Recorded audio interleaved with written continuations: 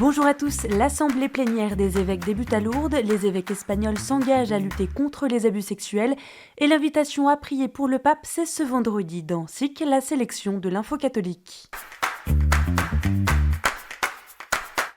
Ce vendredi a débuté l'assemblée plénière des évêques de France à Lourdes qui s'achèvera le 8 novembre. Dans son discours d'ouverture, Monseigneur Éric de Moulin-Beaufort, président de la Conférence des évêques de France, a évoqué les 3 axes principaux de leurs travaux. La mission, la transformation pastorale des diocèses et de la Conférence des évêques et l'accueil des personnes victimes adultes d'un clerc ou d'un laïc, y compris dans les associations de fidèles. Pour en savoir plus, rendez-vous chaque soir à 20h30 pour un flash depuis Lourdes sur KTO et ktotv.com. Inscrire la liberté des femmes à recourir à l'IVG dans la Constitution, c'est la promesse d'Emmanuel Macron pour 2024. Après cette annonce du 29 octobre, les réactions n'ont pas tardé. Plutôt que de renforcer sans cesse la possibilité de recourir à l'IVG qui n'est en aucune manière fragilisée, pourrions-nous nous préoccuper des vrais problèmes de notre pays, interroge la Confédération nationale des associations familiales catholiques, tandis que la France a atteint en 2022 un nombre record d'IVG et que la natalité française ne cesse de baisser. L'association Alliance Vita dénonce quant à elle l'instrumentalisation indécente de l'avortement à des fins politiciennes déconnectées des réalités du terrain. Au micro de Radio Vatican, Monseigneur Pierre Dornelas, archevêque de Rennes et responsable du groupe de travail sur la bioéthique de la Conférence des évêques de France, a également exprimé son inquiétude. À quoi sert la Constitution si on met dans la Constitution des libertés de ceci ou de cela ou des interdictions de ceci ou de cela, qui sont des questions sociétales? Peut-être que dans le fond, c'est parce que l'IVG, l'avortement, est un débat extrêmement difficile qu'on n'arrive pas à faire, qu'on veut s'en débarrasser de ce débat en le mettant dans la Constitution. Après la présentation du rapport accablant sur les abus sexuels dans l'Église en Espagne le 27 octobre par une commission d'enquête indépendante, les évêques espagnols se sont réunis en assemblée plénière extraordinaire le 30 octobre. Ce rapport estime le nombre de victimes de violences sexuelles par des membres du clergé à plusieurs centaines de milliers depuis les années 70. Dans une conférence de presse, les évêques ont exprimé leur douleur pour les dommages causés par certains membres de l'Église et renouvellent leur demande de pardon aux victimes.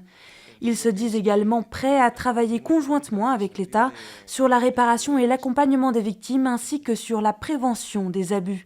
Ils déplorent cependant une extrapolation des données qui ne correspondent pas à la vérité. Les évêques exhortent également l'État à prendre des mesures pour mettre fin à ce fléau qui affecte toute la société et qui a une dimension largement extra-ecclésiale. Pidan al Señor para que me bendiga. Dans sa vidéo d'intention de prière du mois de novembre, le pape invite à prier pour lui. La oración de ustedes me da fuerzas y me ayuda para que pueda discernir y acompañar a la Iglesia escuchando el Espíritu Santo. Après 10 années de pontificat, le pape confie que sa mission lui apprend à être plus charitable, plus miséricordieux et surtout plus patient. Il exprime la sensation de peur, de vertige de celui qui sait qu'il va être jugé sévèrement et qui doit rendre des comptes au Seigneur.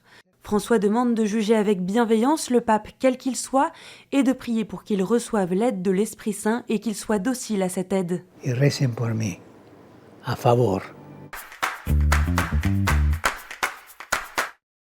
Le pape François sera présent lors de la COP28 qui se tiendra à Dubaï du 30 novembre au 12 décembre cette année.